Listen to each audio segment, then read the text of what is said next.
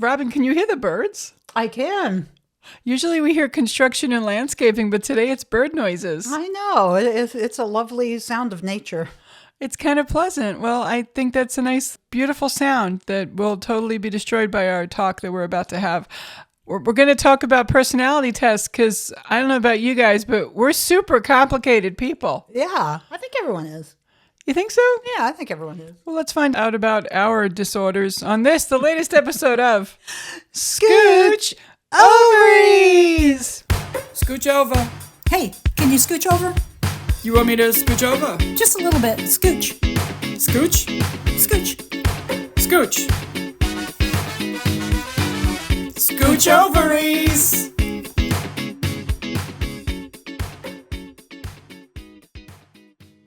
Robin, you came here today and you said, Mary, we're going to take a test. Yes, and if you don't mind me correcting you, it was more of a personality test, not a personality disorder test. There's a difference. Is there, though? Aren't we just looking? Oh, this wasn't a psychological test to figure out what I have. This was a personality test. Yes, because I've been on since you, Catherine, and I went to see Restless Leg Tour, I've been on a big Tina and Amy deep dive. Yeah. And we'll talk way more about it in the next episode on the Tina thing. But to be on the Amy thing, I've been listening religiously to her podcast, Good Hang. Yeah. And she was on Las Culturistas podcast to promote Good Hang. And she talked about Enneagrams. And I've heard her talk about Enneagram tests actually on Woo Woo on Rachel Dratch's podcast. Oh, okay. So then that's when you and I were texting and I go, hey, the next podcast, why don't we take the test? We'll take it like privately. I mean, we took it together, but we didn't talk about it. And we just, I think that was the most quiet we've ever been in like our whole 20 years of friendship. I don't think we've ever, oh my God, it wasn't it? Yeah, we didn't say it. We just did it like a half hour ago. And so do you want to reveal? I feel like that reveals something. Why do you and I have to fill the silence? Maybe it's because we're both sevens. What? We're sevens. Mm-hmm. This means nothing to you people out there. You're like, what are they talking about? It's an Enneagram test. And you know it's right because it's free. And Robin didn't even want to put her email address in. So it was really hard to figure out that she was a 7. But that's what we got as a result. There was 700 questions. So many questions. 180 questions. Yeah. And it was really like probably 7 questions. They just asked them differently over and over and over. To get the results. Now, before we go into what a 7 actually is, let's go back a little bit and talk about Amy and being on Bowen Yang and I want to say Matt Rogers. Yeah, Matt Rogers. Their results. What were their results? Because we all know those 3 famous people. What were they? Do you remember? I can't remember what Amy was, but I think Matt was. I always want to call Matt Bowen, but Matt Rogers was a 7, which checks out because he's got a lot of crazy energy, which I see in the both of us. And then I know Bowen Yang got a 4, and I, for the life of me, can't remember what Amy got. Yeah, so just so we can share with you guys in an accurate way, as opposed to just trying to, explain what the results were, we're going to just read this to you. So bear with me while I read from my phone. This is what podcasts are about. People are tuning into podcasts to watch middle-aged ladies. I know I'm past middle-aged, fuck you. To watch old ladies read from their phone, because that's what it's about. So this Enneagram test that we took was a free one, and it was from a website called Enneagram Universe. And it said, you are most like, oh, look at that. It doesn't even want to commit. You are most like type 7, the enthusiast. And I know you're all thinking, the fuck? So they just skipped over you. That's all you needed? We're the enthusiast. Because I've been called the encourager before. Oh, I can see that. Yeah, I'm an encourager because I need encouragement, so I give encouragement. So the enthusiast is a restless explorer. As a type 7, you always go after what makes you feel alive. You are like a Pandora's box. No one knows what's coming next. Spontaneous, versatile, and highly stimulated. 7s are up to new and intense things. So no, really. I feel like that's me. Yeah. I don't feel like I'm spontaneous, versatile, and highly stimulated. Am I? I mean, my fashion is obviously very versatile. Can we take a real quick break just to talk about a break from our conversation. We'll get back. But being in fashion, what? Look. And Robin, it's easier for you because you're just, more flexible. Why don't you stand up and show our people the back of the shirt? Scooch ovaries on front. And what does it say on the back? And what's it say? It says, pull down on the right side, you asshole. There you go. We've covered a lot in this episode, which is our catchphrase. Yeah. So... I love those shirts, Robin. I do too. We'll still probably, have a different shirt on a different day. But today's podcast, we're wearing our little matchy. Yeah, we have our shirts, and I'm your host. And I'm your host. Yeah. We have pronouns on our shirts. I wonder if that'll get us arrested and sent to Guantanamo. I'm and you're are pretty safe ones. We're not saying they're our host. That's true. That's dangerous ground. Or she's the host. So we're sevens, and we got cool shirts. Imagine one of those typical quiet Sundays where nothing happens and everything seems as deserted as ghost towns in Western movies. Well-type sevens' lives are the complete opposite. See, that sounds like fucking heaven to me. A quiet Sunday where nothing happens. But to be fair, this is a Sunday, and rather than chilling, we're doing a podcast. That's true. And it's highly stimulated. I'm going to say simulated for some reason. I'm having trouble with that word today. Is this a simulation? Is that because Catherine was here for 5 weeks? Don't you miss her? I know we miss her. The little Spitfire sitting in the middle. Little gal in the middle of all of us. She'll be back, but for now it's back to Scooch Ovaries with those two old broads. Yeah. Or bitches. Robin, what makes you feel like you're really a 7? Is it all the things I said so far? It is, and that actually conjured a memory of mine. Oh. I can remember when I was in high school, and someone came up to me and they said they were in a science class, like a science class I wasn't in, and they were talking about kinetic energy. And they were like, and the science teacher in the class I wasn't in, they were like, oh, what's an example of kinetic energy? And they go, oh, do you know Robin? Yeah, that's kinetic energy. It's like, wow. And so I always remember kinetic energy because I was disrespected. No, because that feels like they were calling you highly anxious, maybe. I think I was a very like a hyperactive, just all over the place. And I think in my older age, I've kind of calmed down. But as teenage Robin, I was all the time. So. Like Beaker on the Muppets? I think so. Okay, because I describe people as that sometimes. It's not usually positive. So does that mean you couldn't sit still? You were restless? Or were you just a kid with a lot of energy? Probably that too. I was a kid with a lot of energy. I talked a lot, and then I shook all the time. So looking back, I can see where I had a lot of energy. If you started Scooch Ovaries on this episode, here's just a reminder. I'm a lesbian, and I'm from New York. Robin is from Missouri, and she has an essential tremor. Yeah. I should have let you say that. Was it rude that I did that? No, not at all. And everything else just kind of, you can figure it out by looking at us. Yeah. And we're both 7s. We're 7s. I feel like we have to just I feel like I would take a 7 on other scales. I'm like, oh, that's good. I'm a Bradenton 7. I probably am a Bradenton 7. Oh, no. That's a different test. I'm a Bradenton 7. We are both 7s. The other things that are 7s are, let's see. Like a butterfly, we flutter after chasing beauty and joy. Life is a plethora, I use that word so much, of experiences, and the enthusiast wants them all. You've got a thirst for life, but due to your lack of balance, 7s end up never getting satisfied. So far, I think it's kind of and the thing that I feel is I didn't expect us to have the same. I didn't expect you and I to have the same. No, I thought we'd be at least 2 numbers apart. Because we're not the same personality. We're not. But you know what's weird? And I don't know if we talked about this before. We're the same zodiac sign, and now we're the same Enneagram, but we're not the same person. And I have said many times, you and I have similar writing styles, and we have the same sense of humor. We do. And I think that's why we always did really good in comedy together, because there was a connection, but it's not... We're not the same person. Well, no, and it's not just our upbringing and our background and our physical beings. We're just different ladies. We're two different ladies. It's just funny that we're both 7s to me. That's a funny thing, and it makes me think the test is maybe a little bit bullshit. So, a little bit. Yeah, just wrong. Or we rushed answering the 180 questions. You can't put sometimes for every answer. I put sometimes for a lot of the answers. I put sometimes for a lot of, because it was like never...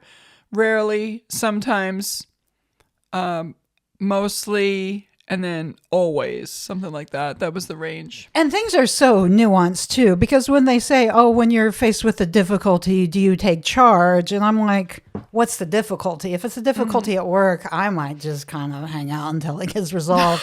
But I might just lay low until that shit passes.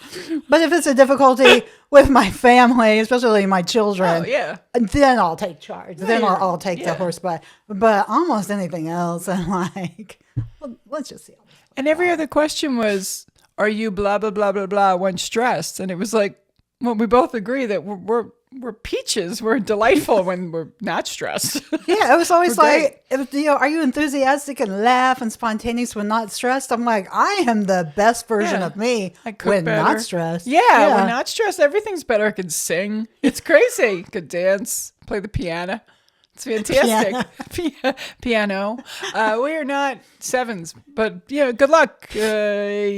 Euthanasia universe. No, that's not right. Enneagram. Enneagram. Oh, I might.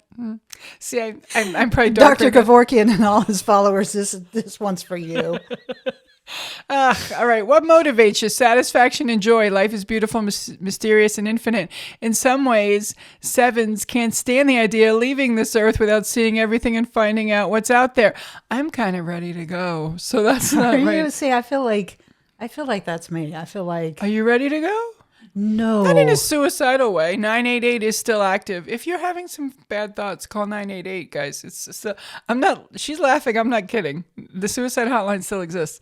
The National Suicide Hotline. He didn't get rid of it yet. Oh, yeah. Okay. But do you feel like you've done everything? No. I feel like I'm more what they say. Like I still want to experience, like I feel like there's just a lot out there. Yeah, I was going to say, this is where we're different. Like you're not, like I'm sorry. I feel like you are Piglet meets the rabbit, and I'm just Eeyore. If we can Winnie the Pooh this shit. Can we Winnie the Pooh this shit? Because, wait a minute, you're Tigger. You're fucking Tigger. You're Tigger. Oh, and I'm Eeyore. Oh, it can't be the same number. I am kind of Tigger. You are Tigger. Yeah, maybe we should take a different one and then report back, in June or something. Because that's wrong. No, would this be June? No, we'll report back in June. It's May. It's May. Yeah, and they'll see this next week. It's gonna be May. It's gonna be May. It's so close. Yeah, we took a test. It's wrong. So we should actually just take the dumb test. Only take 5 minutes. Yeah. Because I think Eeyore and Tigger are so much better than the half hour that we spent. We didn't have to answer 108 questions for me to be like, you're Tigger, I'm Eeyore, and we're done. Splish splash, blackjack hands. I don't think that's necessary. We could take all the tests. You're Chandler and I'm Phoebe. I was gonna say, which character on Sex and the City are you? I'm like, everybody's Carrie. No, right? Isn't everybody Carrie? We all want to be the other ones, but we're all Carrie. Yeah, that's true. We're all just wandering and writing and running around the streets. Yeah, being whores. Being whores. Because I know I'm a little bit of all of them. I would say I feel a little bit more akin to Charlotte. I'm definitely not Samantha. What was Cynthia Nixon's character's name? She was a lawyer. Yeah, but that's not Miranda. Did you see that TikTok person?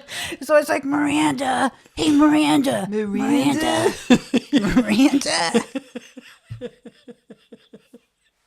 We were thinking this was going to just take up a whole... Yeah, I found out I'm a Bradenton 7. I'm happy.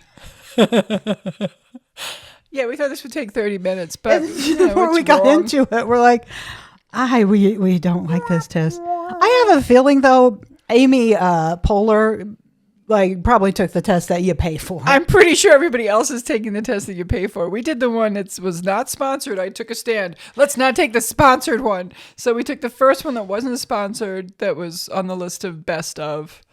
Well, now I'm curious, because I couldn't get into my email. Now I'm curious if they sent us something to be like, that's what you might be, but for $14.99, we'll figure out what you are. It's going to be more than that. And also, I took a screenshot of every single answer. This is where I miss Catherine all the time, but this is where I really miss her, because if Catherine would have taken it and she would have ended up with a 7.2, that would have just been too crazy for 3 people to all be 7s. Yeah. It's a little crazy for 2 people to be 7s. Well, and also, what are the other numbers and what are their descriptions? Because if we're a 7, I mean, it said we were 30% highly focused, 65, I'm sorry, that's wrong. We are 30% curious. No, that's wrong too. See, reading is hard. We are 90% curious. See, I think that's good. 30% focused. I am not 30% focused. You think you're more? I think I'm less. You think? I think you're more. I think you're pretty focused. I think I'm more focused when I'm on a task. Yeah. But when I'm in a conversation, I did an hour on Portrait of a Lady on Fire. She's just trying to eat her breakfast, come over and do some podcasting. An hour, ladies and gentlemen, an hour. And she's like, oh, I just got to wait till this is over. And you can see in her face. And I just kept going. I'm like, no, there's a tattoo I'm going to get. It's page 28. People who know me know what I'm talking about. I'm not getting a tattoo. Don't worry. Oh, Jesus. 65% risk taker. I'm not. I think I'm a risk. I think 65%.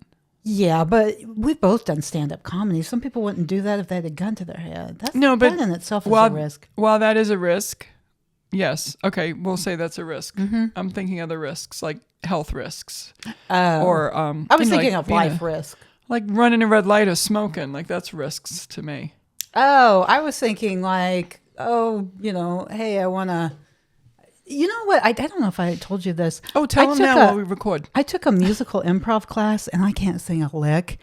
And that was humiliating, and I never want to see those people. But I did it just for like one Sunday. Are you shitting me? You took a musical improv class? It was just like one class for like one. It was either a Saturday or Sunday. You were at least 66%. So that's a risk taker, but that's not like I wouldn't jump out of a bungee. Like I've jump out of the bungee. Don't do that. You're mixing your metaphors, Robin. You jump out of a plane. You jump off a bridge. Bungee jump, yes. She's jumping out of the bungee. I just love catching you in those. I'm such a bitch. Go ahead. But I feel like, and I think comedy does this, I feel like my ability to humiliate myself, I don't care about it like I once did. Oh, no. So, I mean, I don't really ever want to see the people I took the musical improv class again. And I knew I was going to be embarrassed, but I was just like, no, I just got to see if I can do it. And I could not. Not even a little bit. I don't even know what a musical improv class would be. It was like an improv class with musical, and you had to like make songs and like I don't play anything. Deaf. I'm to tone sing? deaf. Yeah. You're tone deaf? Are you tone deaf? Yeah. Oh, I've been called tone deaf. I question it. I think I'm not. I think I'm hard of tone deaf. What would it be? I think I'm partial. Tone deaf. I think I hit a note sometimes. I think the odds are in my favor to hit a note. My daughter, who somehow can sing, she was saying, because everything I do is in my throat, so you've got to learn to do chest and head. Diaphragm. Yeah. So I think if I can figure out how to make noise that's not in my throat to either, because she said that, because she's taken so many musical classes, that if you're singing really good, your nose should vibrate. And every time I sing, it's like I've got gravel just in my throat. Like, so maybe I'm just not singing right. And I definitely wasn't singing right during this musical improv class. I understand. I saw Lady Gaga interviewed recently. I love Lady Gaga. And she was speaking about some of her lyrics. Sometimes she has to scream sing. So she did an example and she did a scream singing motion. And the interviewer said, wow, that's a good way to wreck your voice. And she said, if you don't know how to sing. And I thought, and none of us know. Most of us don't know how to sing.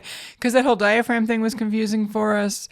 I never really learned the proper way to sing. When I sing, I think I sing from my neck and my nose, literally. I think I sing from my nose. So the idea that your nose would vibrate when you're singing correctly is confusing to me because I feel like I sing through my nose when I sing. I think that's better than singing through your throat. That's bad. Okay, and then I was seeing someone in an interview, and someone was taking a lot of heat. I think Ariana Grande was taking a lot of heat. And they were like, oh, every time she's in an interview, she uses this like prissy high voice, and that's not how she talks. And then they interviewed her, and she's like, no shit, that's not how I talk. I'm saving my singing voice. So sometimes they go a higher octave. So if your talking voice is down here and your singing voice is down here and you want to save that, then you kind of talk a little bit higher when you're in an interview. Because there's so much I don't understand. That makes sense. Well, I'm just going to jump right in here and say, everybody get the fuck off of Ariana Grande's back, because that poor little girl is carrying everybody's load right now. She is so fucking talented, and it doesn't matter what her body looks like. Leave her alone. Stop body shaming her. Stop body shaming all the others. Yes, it's coming from me. I'm sure I've said horrible things my whole life, but right now, go easy on this kid. She can really do magical things with her talents, and it's being distracted. People are being distracted by, oh, her hair is different. Oh, she looks skinny. Oh, what's going on? I'm like, mind your fucking business. Mind your business. Was she? I first was introduced to Ariana Grande when my kids watched Victorious, which was this Nickelodeon show. And it was featuring Victoria Justice, I think her name was. Probably. Yeah. And she was like the star of the show. And there were so many talented like kids. They were kids, they were teenagers at the time. Yeah. And I remember saying either Ariana Grande was going to be gigantic or Elizabeth Gillies was going to be gigantic. And Ariana Grande just popped up. But Elizabeth Gillies is she's nothing to sneeze at. Who is she? She is a very pretty lady who was on like the version of Dallas. I asked Robin a question about a celebrity. We're never gonna connect. I should just Google her. Is she an actress, singer? She's an actress and a singer, but after Victorious, I don't think she got into singing like Ariana Grande did, but she's got a great voice. But she did get into Dallas, and I think she does a lot with Ariana Grande. But she's an incredible voice. So while we're talking about people being surprised, and we will be talking about this in another episode, either before or after this one, because, spin the big wheel. When's it all happening? When are they coming out? What number episode is this? We don't know. We don't know. We're going to stop saying it, because if we feel like switching things around, we're going to. You'll learn it when we do. If you watched any Tina Fey stuff, you may have come across a show called Girls Five Eva. And in that show, there's a character played by Paula Pell, and they do a flashback. And the actress who played the Paula Pell character is the same girl that plays the girlfriend of Steve Carell in the new version of The Four Seasons. Robin told me this today. Yes, because I was watching it, and my daughter's home from college, and she was like, oh, she was the original Katie in Mean Girls, and she was also Paula Pell's younger version of herself in Girls Five Eva. My mind exploded when you told me that, because I did not see her that way at all. And I'm seeing the actress now, and like, I still can't see it because she has long hair in The Four Seasons, and she had really short hair in Girls Five Eva. And I don't know if it was the makeup or the costuming or what, but such a different person. And also, there's probably 5 years between them, because I feel like Girls Five Eva came out during quarantine, during COVID. Yeah. So I mean, the difference between being 25 and being 30, I think facially there's a maturity. So, and once you hit like 60, that's it. It stays, right? It's permanent. 45-ish stays, right? Yeah. Right? Huh? We look great. We do. You see our shirts? Look at our shirts. I really thought there was going to be a little bit more juice to the squeeze about the Enneagram. But you know what? Let's try a different one, because I'm with you. I'm starting to think maybe it didn't really matter what we answered. No, I feel like I was just yes, no, yes, maybe. I don't know. Sometimes it was. Sometimes. Well, 180 questions. First of all, is too many. It's too many questions. You don't need all that information because, like you said, it's the same 7 questions over and over again. Yeah. Online personality tests are not always right. I mean, believe me, I've had 3 diagnoses in my head that I think are correct based on looking at some stuff on the internet. And I'm just me. Oh. And I think that we could definitely take a better version and then come back to you guys and tell us that we're a 5 and a 8.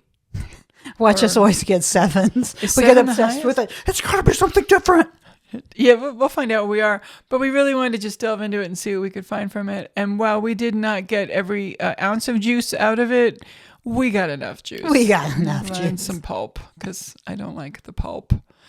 Robin, do you have any segments that didn't make it as segments for this week? Yes, I did. I have 2, and they're both dedicated to the test we took. My first segment that didn't make it as a segment. You're on topic? Uh-huh. Damn it. I didn't just do it 5 minutes before when you were messing with the camera. My first segment that didn't make it as a segment is, are there tutors for personality tests? I need a tutor. I need a tutor.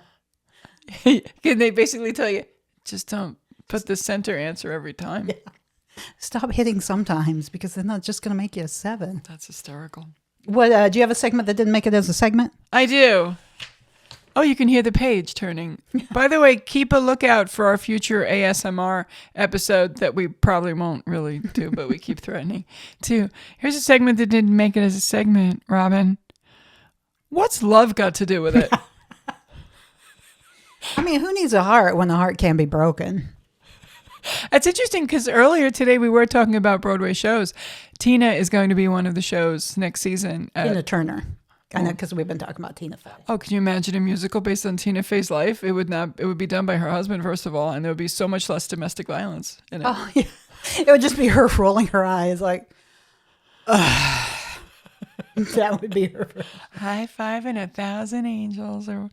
Okay, so Tina Turner's musical is going to be at the Van Wezel next year, and I believe you mentioned that you saw it. I saw it. It was very good, and I would highly recommend it. But there's a lot. I mean, they take the domestic violence and they really incorporate that into the play on several acts over and over. So I guess the kids today say a trigger warning. It's not a bad show. And then at the very, very, very end, and I don't want to spoil it, it's super good. There's ducks. The ducks are agreeing with you. I hope the mic picked that up because, yeah, we got some of those ugly ducks out there. I don't like it. No, sometimes they're attractive. When I lived at Bayshore Gardens at the Lakes, I think it was called Bayshore at the Lake. I don't know. It was the crack hotel behind Home Depot. I lived with my mom for a while, and they had those ugly ducks there all the time. But here we get the pretty ducks. I think the pretty ducks are mallards because near my house we've got the ugly ducks. And I remember telling my stepmom that, and she was like, "What are ugly ducks?" And I go, "Oh no, they're really ugly." Yeah. So then I went and I pulled it up, and she was like, because they have like the face of a turkey, and then they have like the body of like a turkey. They're really ugly looking. Oh, and they have like growths, like something's gone terribly wrong. Like extra stuff going on. They've got like, and mallards. Oh my gosh, you see a mallard, and you're just like, who's the best little duck in the whole wide world? I want to shoot that thing. Yeah. Isn't that what people do? Yeah. And they make them out of wood and they put them on the mantle. Ducks. Oh. Mallard. Like the fake ones, the decoys. I was going to say, those never started out as ducks. They started out as wood. So then you put them in the pond and then the ducks are like, hey, my friend's there. And then they go to the decoy and then you pop them off. That's kind of how that works. It's disgusting. I'll never be a fan of hunting. I'm not a fan of eating duck just because they're tasty. They're a little gamey, as the kids call them. They do. It is gamey. It's kind of greasy too. I think I have one more segment that didn't make sense. I would like to hear it. I was going to say I once made a goose, but I was going to say I made a duck. I didn't. I made a goose once. Go ahead. 2 things I find really gross are duck and lamb. I was at Costco one time and they were giving lamb as a sample, and I not only gagged, I like spit it all out in the trash can. So you're not coming over for my leg of lamb? No. You would like my leg of lamb though. It's all garlic. See, I'd be worried that like whilst it was frozen, you'd bludgeon me in the head, and then when the cops came over to find out what happened, you cooked the leg of lamb, thereby cooking the evidence. Little Edgar Allan Poe. Wait, am I cooking you? No. What happened? Didn't you ever read that story where the woman with the leg of lamb? I remember there was a heart in the hole in the wall, and there was a bird. I know Edgar Allan Poe. I sound like an idiot right now. No, then maybe Edgar Allan Poe didn't do the leg of lamb, because the telltale heart is when she killed That's the one. And then she buried him. But this is when she killed him, and then she called the cops, but she killed him with the leg of lamb. And she called the cops, and she's like, I don't know what happened. Oh, he was just bludgeoned. And the leg of lamb was the weapon. Yeah, and then they're like, we're sorry, ma'am. And she's like, I was fixing this leg of lamb for my husband. Would you guys like to eat it? And they're like, sure. And that was the object of murder. So there's no evidence because they ate it. That makes sense to me, but also leg of lamb is delicious. And you telling me you don't like gyros? I said gyro. You don't like gyros? Oh, I like gyros. Yeah. Well, hello, lamb. But it's like a mixture of lamb. It's like a couple of different meat sources on that big thing. It's not just full on lamb. No. Or maybe Costco just has gross leg of lamb. Maybe because it comes in a package. Yeah, it comes in a tube. You can't ever describe food coming out of a tube and not do a tube act out. You have to do a tube act out. Okay, so I'm fairly obsessed with guacamole. And one time years ago, we were at a restaurant, and I like fresh guacamole, but I don't like processed guacamole. So I asked the lady, I go, is the guacamole fresh? And she goes, yeah. And I go, because something in me, because she was young, and I felt like she was saying like, yes, it's fresh, meaning like she was freshly gonna like pour it from a tube. Like I felt like that was her, like that was what I was getting from fresh. She's like, yeah, it'll be fresh. And I'm like, no. I mean, is it fresh like you grounded it up, or is it fresh like from a tube? Did you pour it from a tube? You asked her like twice, maybe 3 times, and she walked away. And I was like, what you doing, Robin? What's going on there? We're going to get our food spit in. Okay, my last segment that didn't make it as a segment is an anagram for Enneagram? Oh. Mind blown. It would have been better if we enjoyed our test results. But that was a good one. I know. Sometimes you wait for the test results and you're excited and then you're pleased. This was just, I was annoyed. I'm like, when I was like, at first we're like, oh my God, I got a 7. And you're like, me too. You're like, oh my God. And I'm like, well, that's wrong. Yeah. Immediately. Nothing alike. No. Do you think they get it? Do you think the folks get it? I wish we could do a poll and find out. There'll be a poll under this one. Do you think we're alike? I'll tell you what, go, if you want to answer in the comments, answer if you think we're alike. And then also go in, and if you have your anagram score, give it to, tell us your anagram score. We'd love to know. Enneagram. It's ENN. So and I think I was like, I was Enneagram. Putting a hard A on it. Well, you and I are really sticklers when it comes to pronouncing words. Sometimes. Fucking question. Every answer was sometimes.